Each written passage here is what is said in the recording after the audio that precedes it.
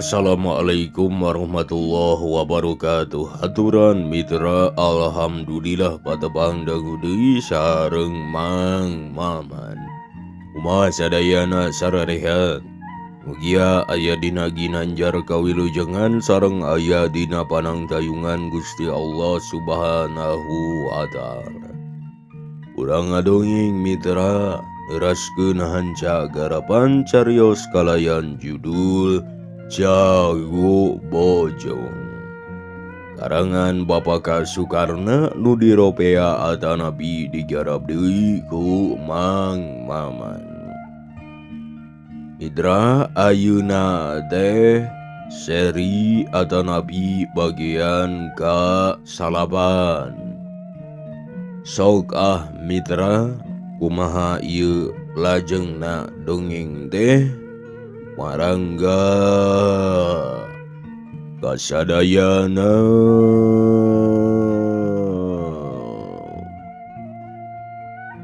Pade, iling awarnya neng. Si Udi barinya kalan leungeun baju na eta istri. Kamana sia? Kang Darta bari ngabadol beheung bajuna si Udi. Iling kanu geulis Kang Darta. Mari ieu teh junungan abdi. Si Udi bari murilit mali ka tukang sabab beheung bajuna dibedol.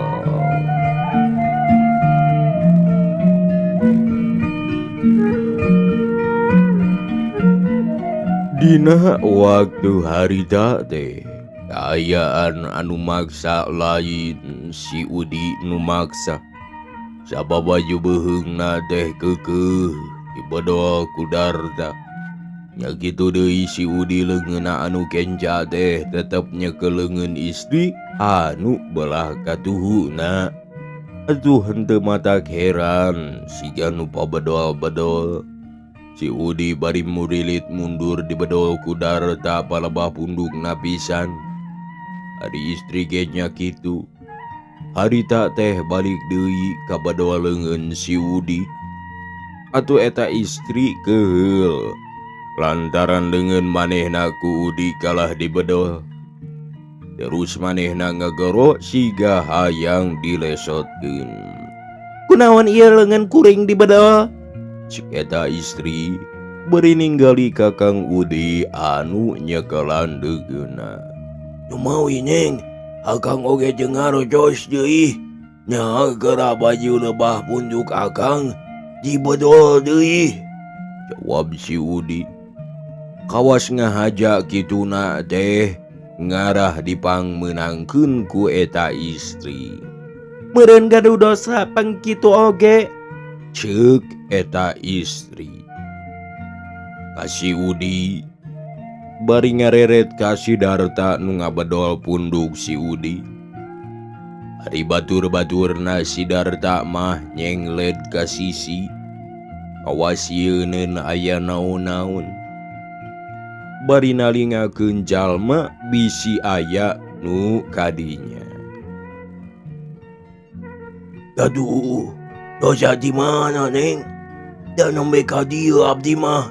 Jawab si Udi. Bari teu anta parah deui gancang merean awakna. Ngarah deukeut ka si Darta bari leungeun kencana ngababedol eta istri. Barang manehna geus deukeut kana awakna si Darta cet nyiku anganna si Darta bari ngagorowo kieu. Heuit, ceuk si Udi bari matakeun siku katuhuna rek ngakan angen si Darta. Mitra kaum dangu si Darta mani ngareunjag ngadenge gerak si Udi bari nyikukeun suk sikuna ngagorowok ngareureuwas. Tapi lain ge Sidarta nu geus loba pangalaman barang si Udi merean waktu dicekel pundukna. Manehna geus ngartieun yen si Udi rek ngalawan. Nu matak waktu si Udi ngagaro nyebutkeun hate. Gancang Sidarta harita ngalesotkeun leungeun kenca nu nyekel punduk si Udi. Tapi terus dikipratkeun kana sikuna si Udi anu rek ngakan angena. Atuh si Udi teh malik beungeutna jadi nyang hareup-hareup jeung Darta. Sarta istri anu tadi ku si Udi dilesotkeun. Bareng jeung malikna Udi nyang hareupan ka Sidarta henteu kanyahoan deui, gancang Sidarta teh nonjok tarikna kaliwat saking. Abis si Udi ge ngarti bahaya nu arek datang. Gancang manehna ngagiwar miceun peureup nu ngahiu. Atuh peureup Sidarta nu nyamber beungeutna si Udi molopos teu bebeunangan. Tapi bakating ku tarik milepas ka eta istri. Peletuk! Aduh, tolong! Ceuk eta istri. Koloyong bru ngadupak anu tiluan. Menaran pisan Mang Omang nu ngarendeng jeung jainan. Ya kitu deui si Uje. Atuh gancang eta istri nu baloboran ku getih bieu katonjok ku Darta. Kutiluan pada nyekel lantaran sieunneun rubuh. Waktu eta keur si Udi kasempetan anu alus gancang manehna ngejat berebat harita lumpat ninggalkeun musuh-musuhna anu ribut kasieunan lantaran aya awewe nu ngajerit menta tulung sarta boborot ku getih. Atuh henteu mata keran da puguh hareupeun hotel di ruangan hareup pisan. Barang gero aya istri nu ngajerit nyebut aduh sarta jeung tulung-tulungan. Harita keneh burudul loba jalma kalaluar. Atungan sakiceu pisan di hareupeun hotel pinuh ku jalma anu ngaliud. Aya naon ieu teh? Ceuk nu daratang mani recong. Aduh, tebat nyeri. Aduh. Ceuk eta istri anu kaluaran getih tina irungna. Neng, naon ieu teh? Duh, Neng. Ceuk nu sawareh siga nu wadireun pisan. Ditonjok ku jalmi eta tah, jawab eta istri bari nunjuk ka Sidarta anu keur olohok siga nu bingung. Mitra, atuh anu nyalampeurkeun kabeh marong ka Kang Darta. Awas nu hayang dijawab. Lantaran teu pantes pisan dangdanan eta jalma teh nu sarem pikasieun tapi bet nonjok awewe. Atuh ku anu wanian gancang harita ditanya. Naon gagah-gagah bet nonjok hiji awewe? Hiji lalaki kolot bari ngareret ka batur-baturna Darta. Sanes nonjok kula. Tapi katonjok bargi sayak tos Sim Kuring teh keur nyusul-nyusul tilu jalma di Bandung. Ari kapandak nu saurang aya di dieu. Nu mawi gancang bae ditewak pundukna. Tadina mah rek ditaros ku Sim Kuring teh. Tapi dasar jelema jahat. Manehna oge pinter deui akalna teh. Da buktina ngabadoa pananganana ieu istri. Ku Sim Kuring manehna dibadoa sangkan ngalesotkeun eta istri. Mung hanjakal manehna merean bari terus ngagero sarta nyiku. Tapi sim kuring ngarti siku manehna dikibratkeun sarta ku kuring ditonjok.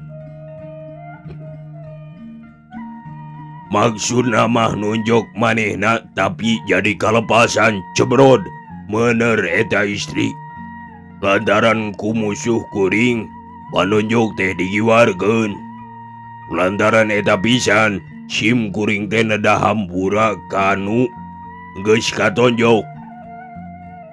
Sarta nada pangampura da buku sanes dihaja.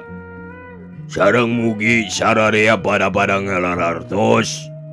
Pangkajadian kieu teh asal muasalna kitu. Nu bieu dicarioskeun. Cek Kang Darta bisa pisan nyaritana teh. Gitu. Cek nu ngarogrog bari terus mariksa pangambungna eta istri nu katonjok. Ari pek tetela geuneuh. Atuh pok nyarita kieu. Ade ke rumah sakit, Neng? Sawios. Wabeta istri bari terus balik deui asup ka kamar manehna. Malah waktu harita teh anu ngurus eta hotel gancang mariksa Kang Darta jeung batur-baturna kabeh. Mariksana lila pisan meureun kawas nu cirigal. Lantaran pakaianana teu beda tinu sok jahat. Sabab marawa pakarang jeung budina matak sieun siga tara lenges pisan. Mitra kaum dangu ari si Udi harita terus nyamperkeun Den Cahya nu araya di restoran keur dahar jeung Nyi Sarila. Atuh barang jol datang ge Den Cahya heraneun pisan.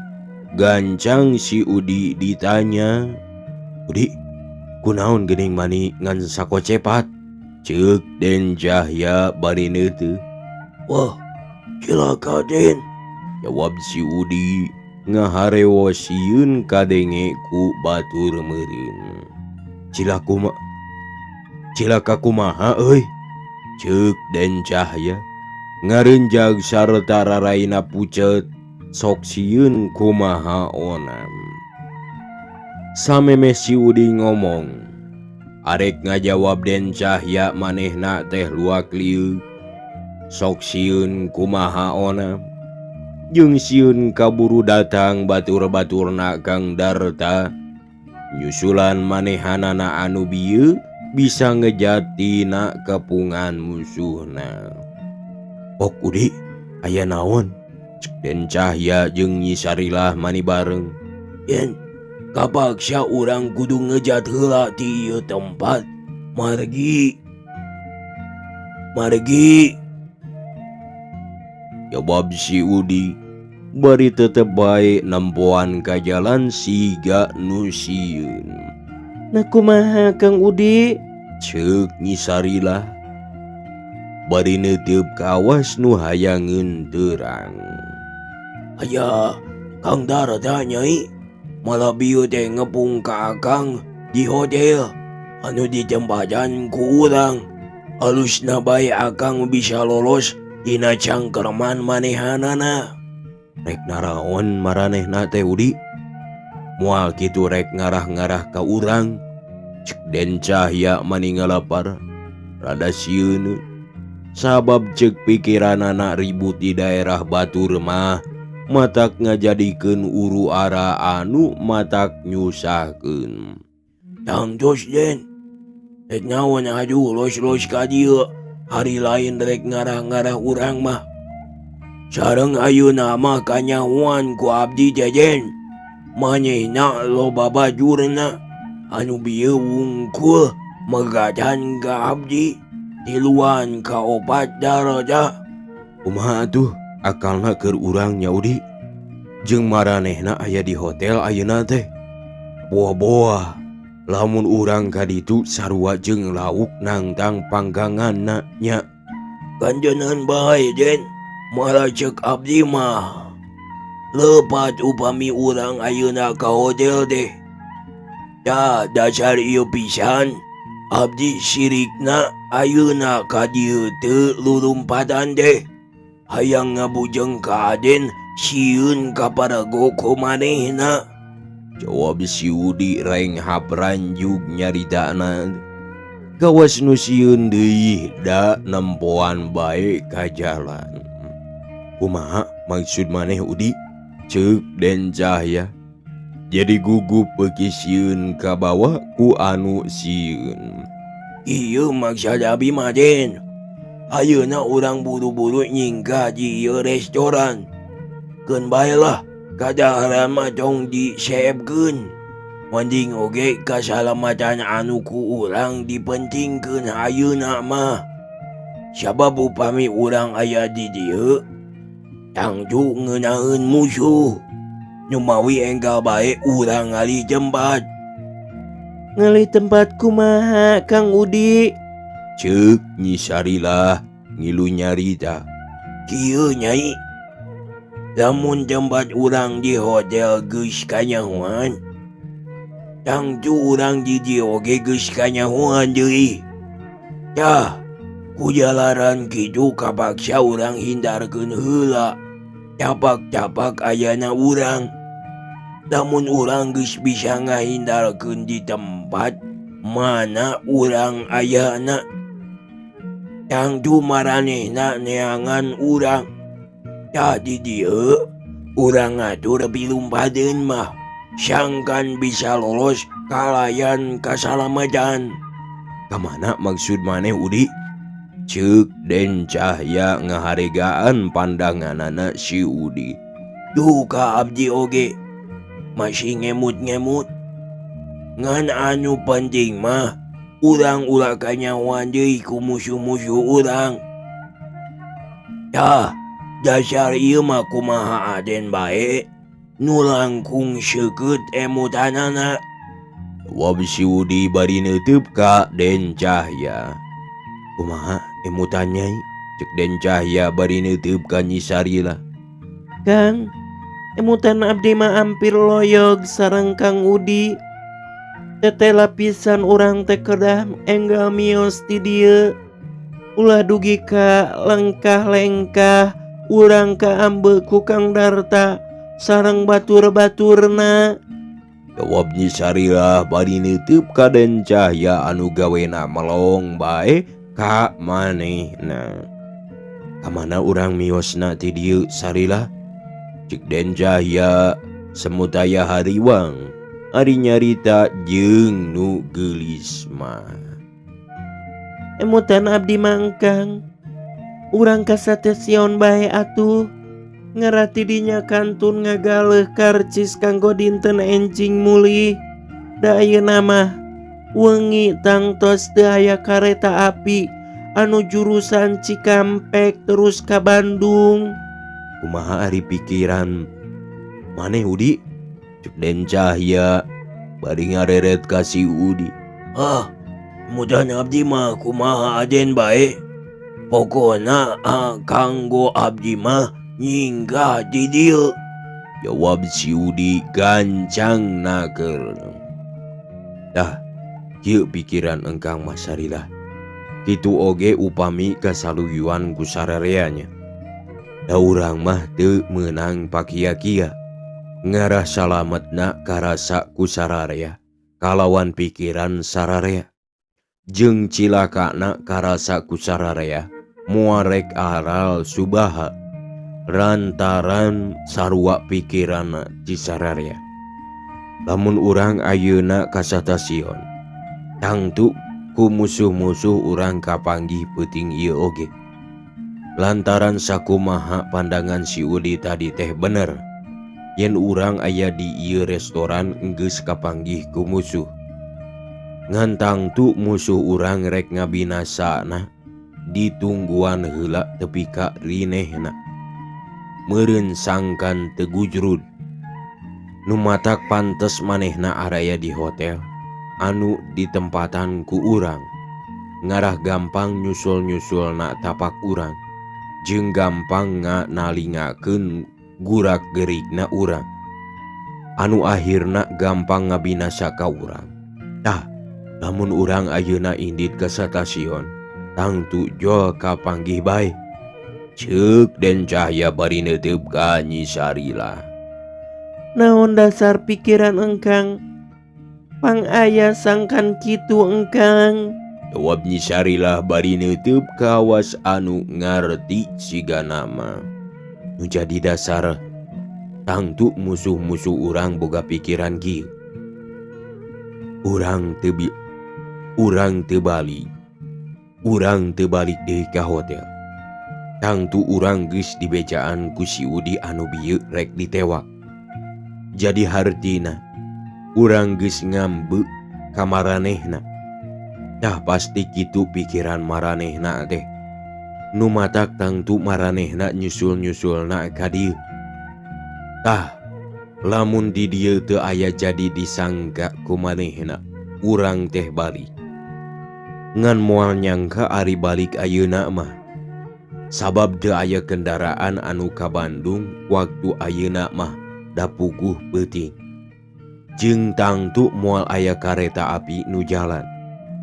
Dah lantaran eta, tangtu manehna nyusul-nyusul ka tempatna otobus jeung ka stasiun. Nu matak urang kacida salahna lamun milih ka stasiun ayeuna. Nu matak urang kacida salahna lamun milih ka stasiun ayeuna. Sok sanajan milih ka tempat otobus, jadi hiji-hijina akal pikeun urang iwal ti nunggu-nunggu tepi ka beurang di tempat anu sejen. Ceuk Den Cahya bari kerung siga nu mikir. Ma, lamun pindah ka hotel sejen Den. Cuk si Udi boga pikiran anyar. Eta oge salah keneh Udi.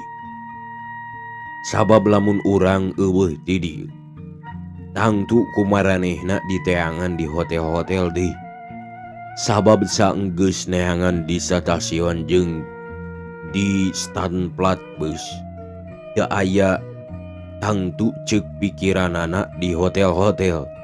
Jawab Den Cahya bari kerung siga aya nu dipikiran. Kumaha lamun urang care di warung? Cuk si Udi leuwih gancang ngajawabna. Tah, teu nyaho lamun kitu mah. Tapi anu penting, sanajan urang sare di warung oge ulah papisah. Sabab lamun urang papisah gampang dicilakakeunana ku musuh. Lamun tempat urang ganyahoan. Tapi bisa manehna neangan warung keur pamondokan Udi. Ceuk Den Cahya bari neuteun. Ah, tiasa jeung tiasa mah sua gampang Den. Anu penting mah urangna kedah ikhtiar sanes. Nya kitu euy. Bener tah pikiran maneh teh Udi. Tapi kumaha Nyai satuju? Cek Den Cahya bari ngareret ka Nyi Sarila. Ngirengan bae engkang. Jawab Nyi Sarila bari imut. Hayu Udi. Sabab urang tiluan geus sapikiran ayeuna mah. Tinggal neangan warung bae pikeun pamondokan urang. Jawab Den Cahya bari terus harita keneh mayar ongkos daharna. Geus kitu leos maranehna arindit ninggalkeun eta restoran.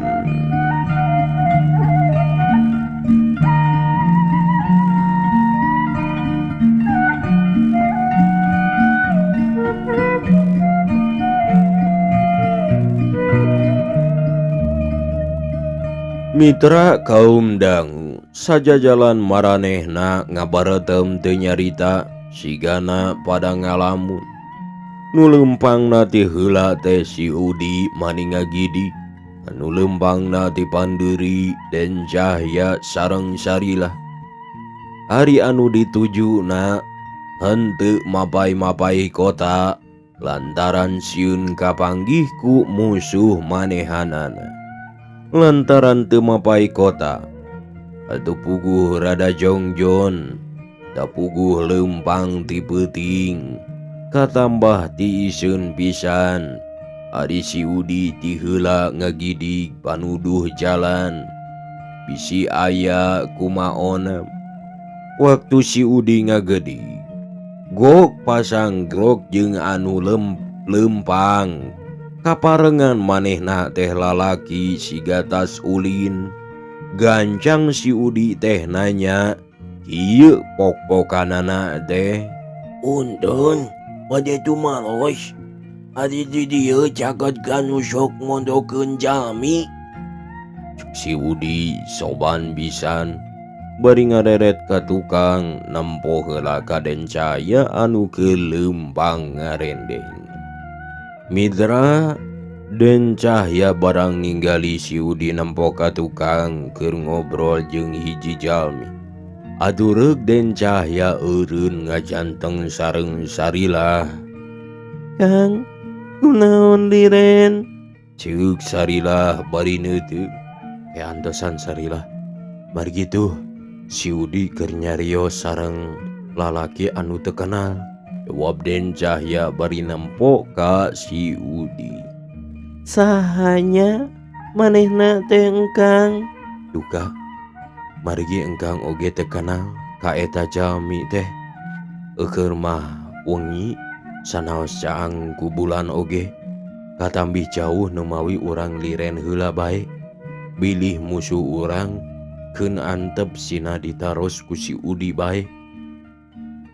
Urang mah ulah pipilueun, cek Den Cahya bari melong ka si Udi anu harita keur ngobrol. Nah geuning, teterang kalau melongkeun di dieu, urang mana salerek teh? Jawab anu ditanya maliknanya. Numawi, abdi mah urang tebih di Bandung. Si Udi teu galideur ayeuna mah. Lantaran tetela eta jalma teh teu aya budi jelema jahat, ngan sigana mah palacuran.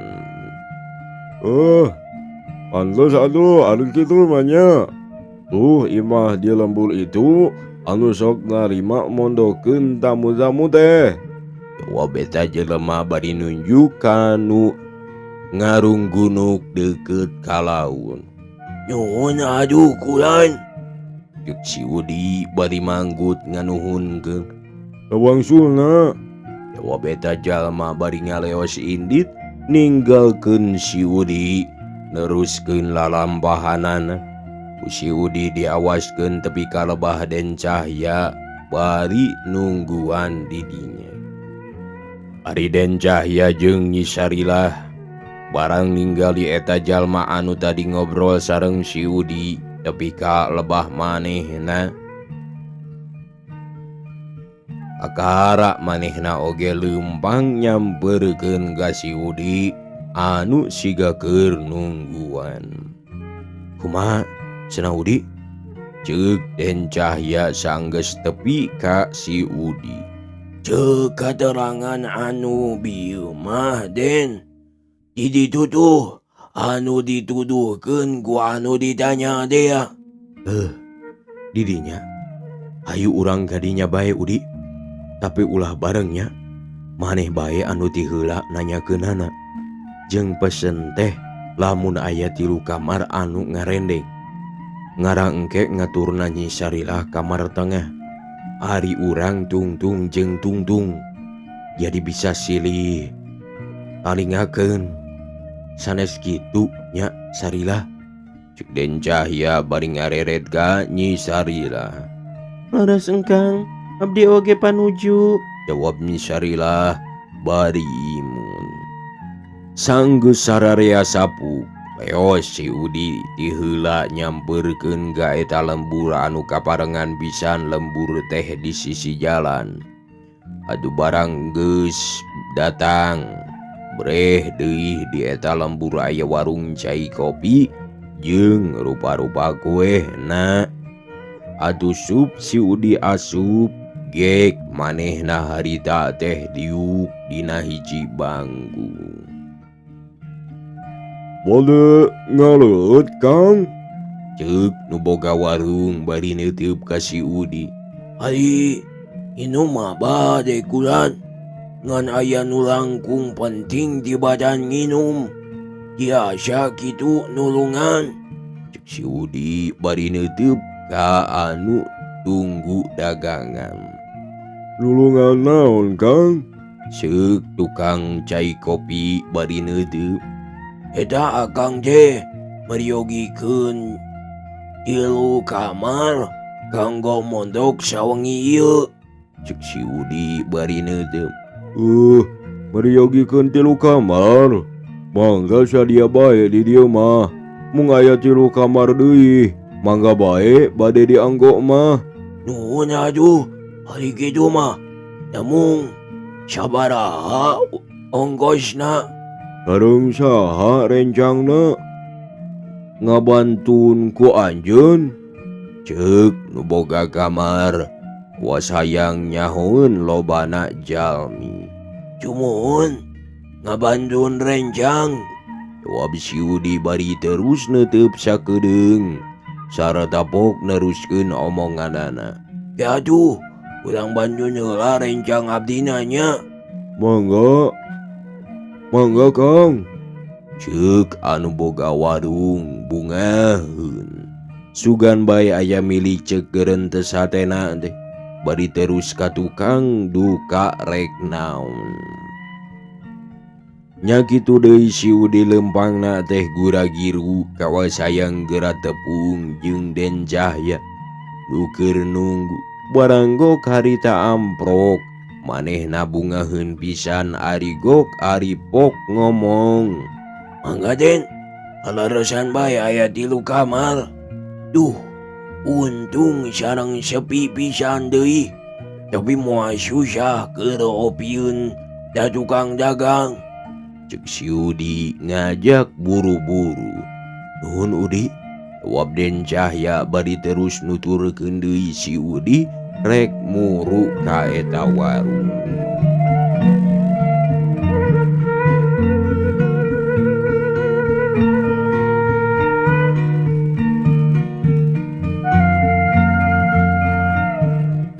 Keur mah peuting eta teh ti iseun taya tatamu.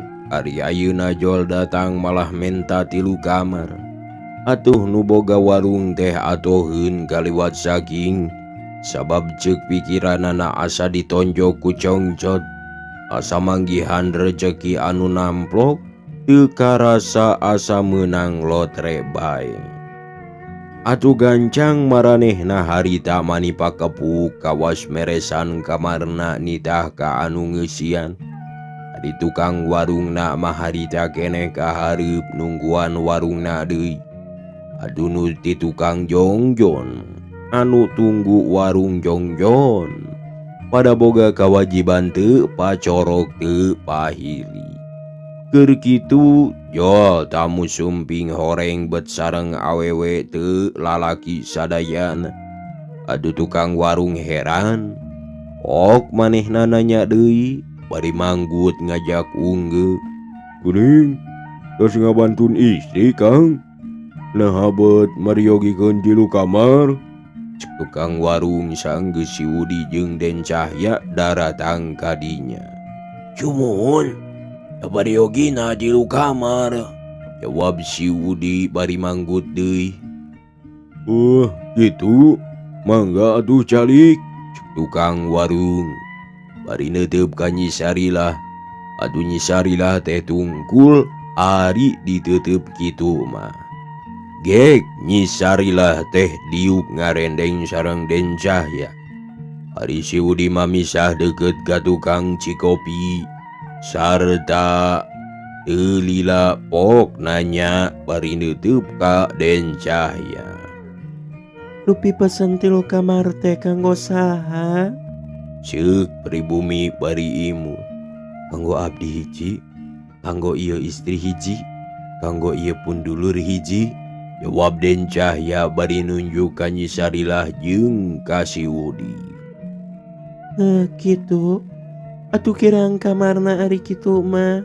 Teu aya kamar kanggo pun anak. Jawab tukang cikopi maninga huleung. Sawios atuh teu aya tilu kamar oge ibu. Abdi mariogikeun 2 kamar bae, cek Den Cahya mani kerung.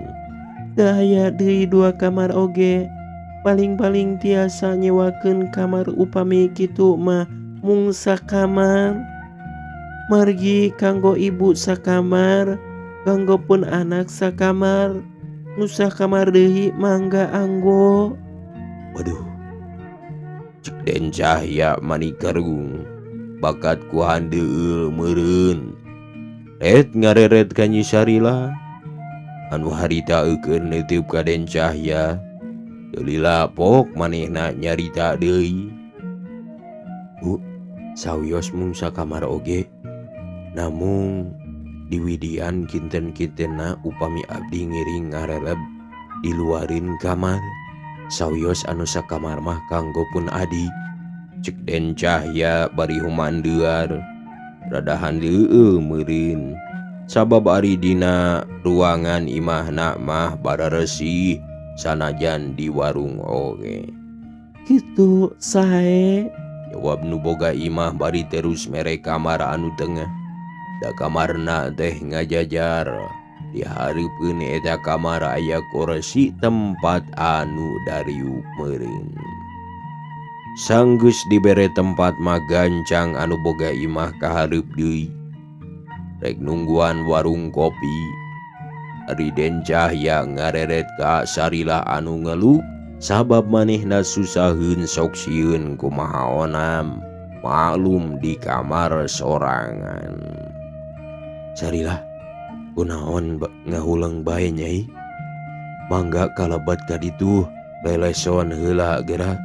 Keun akang sareng si Udi mah ngantosan di luar bae, cek Den Cahya ka Nyi Sarila anu gawena ngahulang. Mangga engkang, namung abdi usul kieu. Upami salah sawios pujeng urang bagilir bae nya. Ngarah kulem sadayana pada ngaraosan. Upami engkang puyeng abdi di luar sareng Kang Udi etang-etang anu ngajagi. Kumaha upami bagilir kitu? Sae, mangga bae Nyai. Ayeuna anu ti payung kulem, keun engkang mah teu acan tunduh. Jawab Den Cahya bari imut.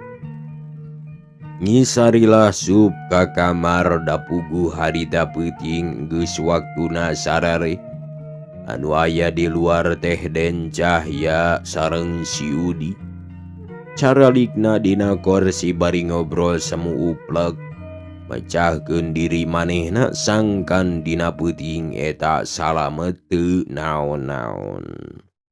Mitra kaum dang, sabalikna Nyi Sarila, manehna teu bisa ngobrol da puguh teu aya batur. Ari menta di baturan, piraku di jero kamar di baturan ku lalaki. Atuh kapaksa dug ngedeng, tapi sare mah teu bisa. Jeung di jero kamar poek ukur aya remeng-remeng cahaya damar di imah. Anu lampuna geus leutik kawas anu kurang minyak. Nah bantal teh aya seungit-seungit teuing. Ceuk geurentes hatena Nyi Sarila bari susap seuseup. Padahal meunang ngahaja ku pribumi diminyakan. Waktu Den Cahya keur ngobrol silih tempas jeung si Udi. Teu kanyahoan datangna jol aya hiji awewe tapi lain anu tadi. Sabab awewe nu tadi keur nyician cai kopi. Ari ieu mah datangna ti panto dapur nu tukang. Meunang dangdan ginding pisan wedakna oge ngajedig. Gening ngalobrol teh teu sareng leueuteunana. Cek eta awewe bari galasar awakna ngagaris kana leungeun si Udi melenghir minyak singitna ka ambeu. Nuju di pidamel cai kopina teh Nyai. Jawab si Udi bari ngalieu ka hareup. nalingakeun nu gutak gitek siga dihaja. Si Udi ninggal Den Cahya anu harita oloho keur neuteup kanu ngaliwat anu bieu gutak gitek. Red ningali ka si Udi bari ngomong jero hate, wah ieu imah teh kamarna dipake ku awewe nu balangor, ceuk gerantes hate Den Cahya. Bari neuteub ka lawang kamar nu harita digordengan. Keur kitu eta awewe harita geus jol deui mawa cai 3 gelas. Sok ditunda dina beja hareupeun pisan si Udi. Ari geus beres neundeuna, ok eta awewe ngomong, Nah ari cahina emak teh ngadamel 3, ari jalmina 2an. Kanggo abdi kitu hiji deui, mah. ceuk eta awewe bari neuteub ka Den Cahya. Rupina kanggo pun adi anu tos lebet ka kamar, jawab Den Cahya kawas teu resep nyarita. Kitu. Jawab eta istri bari leos manehna ka hareup deui nganteurkeun bakina meureun. Ari Den Cahya gero ngageruan ka Nyi Sarila. Sarila, memeh kulem teh saena ngaleueut heula cai kopi Nyai. Ngarah teu lebet angin geura, cek Den Cahya bari ngaleret ka lawang kamar. Saweos engkang, atuh moal tiasa ngelejep. Ari nginum cai kopi mah margi sok hayang ngileuk bae watakna cai kopi mah. Mangga bae nyangakeun, engke upami waktosna abdi di luar nembe bade nginum ci kopi. Uap Nyi Sarila di jero kamar bari ngedeng ngajawabna teh. Saya atuh itu oge. Uap Den Cahya bari ret deui ka awewe anu harita balik deui nyambeurkeun ka manehna. Sarta gek diuk ngarendeng dina kursi deukeut pisan ka si Udi. Punten ngiringan maturan di dieu. Cek eta awewe bari nunda gelas anu dieusian cai kopi meunang manehna nyician. Mangga, jawab Den Cahya teu ngeunah rasa. Sarta ngeser ngajauhan kawasieun paantel jeung eta istri nu cali. Tapi henteu kanyahoan. Geus jol deui hiji istri anu harita nyampeurkeun gek diuk deukeut Den Cahya. Atuh Den Cahya muringis, da manehna teu biasa diuk diriung ku istri anu encan wawuh pisan. Den Cahya teu ngeunah rasa, pikiranana baringung matak susah pilakueun. Kakara oge ngarenghau, henteu pati sieun teuing. Jol deui aya nu datang hiji istri anu anyar. Ari jol datang kadinya, ok deui nyarita kieu. Hargeuning saepeun korsina bade ngiring ngobrol teh. Di dieu bae atunya. Ceuk eta istri bari gek deui diuk dina panyekelanana kursi anu dicalikan ku Den Cahya. Atuh henteu matak heran lamun sukuna Den Cahya harita teh katumpangan.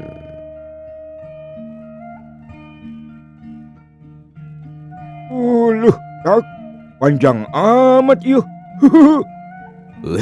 Mitra, waktosna parantos waktosna parantos teu kabujeng. Hapunten tina samudaya kalepatan kakirangan sareng kaluluputanana pamugia kusadayana dihapunten sareng hatur nuhun rebu-rebu nuhun laksa ketika bingahan anu parantos alas rebna jeung anu parantos satia mancona. Sareng hatur nuhun deui anu parantos ngajempol ngabagikeunna, terus deui komentarna oge hatur nuhun kasadayana. Ieu teh ngabantos ka mang nya muhun. Hatur nuhun mung sanaos emang mah sanes tukang dongeng, ieu mah mung hiburan we. Uresaya aya itu mitra. Hatur nuhun pamugia atuh ieu teh sing janten pang beberah kana mana, sing janten bang baluh kana pikiran, pang lipur kana korbunga. Sagitu. Insyaallah dicekapkeun sakitu wae. Insyaallah di lajeng deui enjing, patepang dangu deui enjingnya. Mohon hatur nuhun kasadayana. Wabillahi taufiq wal hidayah. Wassalamualaikum warahmatullahi wabarakatuh.